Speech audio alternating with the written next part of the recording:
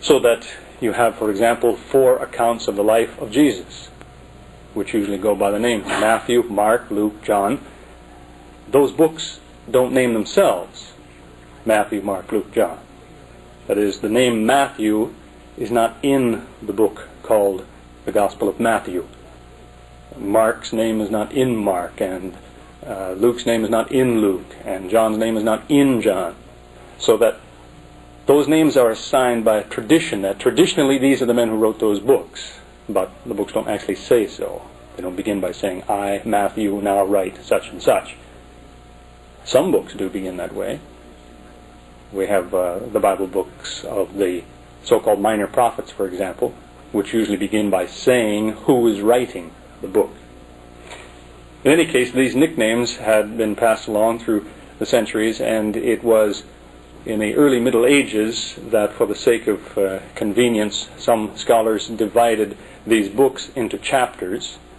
This too didn't form part of the original text, and it was some hundreds of years after that that these chapters were then divided into verses. But the book is not written according to chapters and verses. This is a division made by people who possess the books already, simply for the sake of reference, so that if someone says in Matthew chapter 27, verse 2, it says, we mean the book of Matthew, the 27th chapter and the 4th verse or 2nd verse. This has been more or less universally recognized, this division according to the verses, but it was not part of the original writing. As I say, many writings existed among the Jews and the Christians, many writings. The Bible itself talks about those writings. In fact, very often you have places where the Bible books cite these other writings which are not in the Bible as references. In the books of Joshua and Judges, for example, it will tell a little bit about a historical event and then say, for further information, see the book of Jasher or the book of Kings and so on. These are books that are not in the Bible, but they existed at the time when these Bible writings were first put together, and so they were cited as reference. This continued right down to the time of Jesus and beyond. You have, for example, in the little Bible book of Jude, which was written after the time of Jesus, a quotation from the book of Enoch. Now, the book of Enoch isn't in the Bible. It still exists. You can still get a hold of a copy of it, but it's not recognized as part of the Holy Scriptures. Although one would have to think that Jude must have thought highly of it if he's quoting it and putting it in his letter. In the book called 2 Timothy, the second of 2 letters written by Paul to Timothy, apparently, in the 3rd chapter, Paul talks about the high priests who opposed Moses, and he names them as Jannes and Jambres. Well, nowhere in the Bible will you find those names, Jannes and Jambres, assigned to those people, so wherever he got that information, it was from some other book outside of the Bible. The reason I mention that is because it leads to the first main point that I want to make. It is in this same chapter, 2 Timothy 3:16, that there is a very frequently quoted passage. It reads in this place that all Scripture is inspired of God.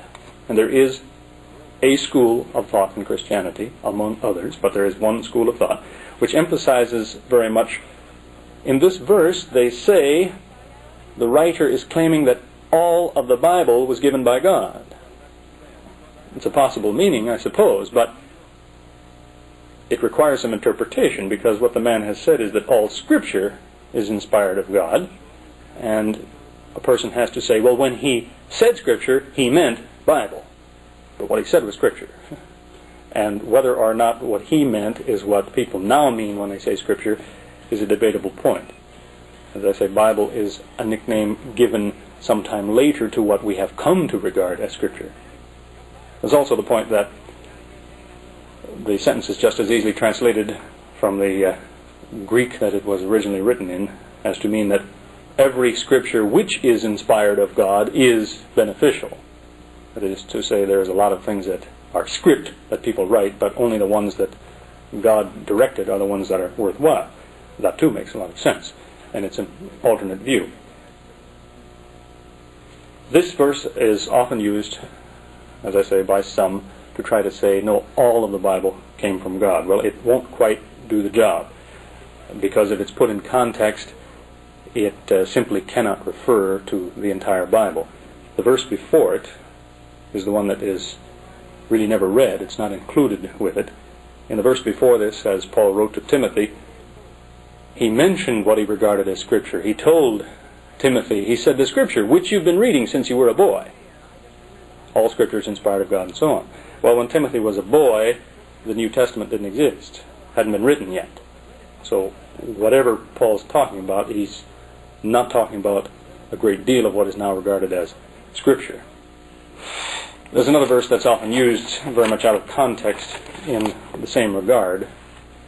The third last verse in the Bible, it's in a book called Revelation, or the Apocalypse, says that no one should add to this book or take from this book, or he will be cursed. So sometimes people point to this verse and say, you see, in this place God says, my book is finished. Says, don't let anyone take anything away, don't let anyone add anything, or he'll be cursed. That's the end of my book. Well, it's interesting that the same people will tell you, if you press the point, they may not know it, but they can go and look it up, I suppose, that there's no dispute. Nobody will dispute the fact that this book of Revelation, the last book in the Bible, was not the last book written. There were 3 written afterwards, at least. 1st, 2nd, 3rd John. They were written years later, but they are put in ahead of number 66. You have 1st, 2nd, 3rd John, then the little short book of Jude, then the book of Revelation. So Revelation is last in the Bible just because it's been put in that place, not because it was written last.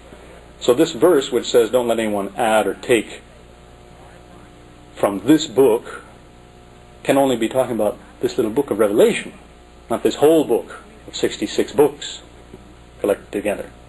That is appreciated by most people, I want to stress. Most Christians know that. It's just a shame that perhaps those who speak the loudest, those that you're most likely to see if you turn on the television, do not appreciate that point. And so they lay a great deal of stress on this to say, this is God's book, here's where he finished it. It simply isn't true. The Muslim is rather frustrated in trying to consider the Bible for a number of reasons, but the first obvious thing that occurs to him is, if someone says to him, all of this came from God, he wants to know, where does it say that? Does it say that somewhere in there?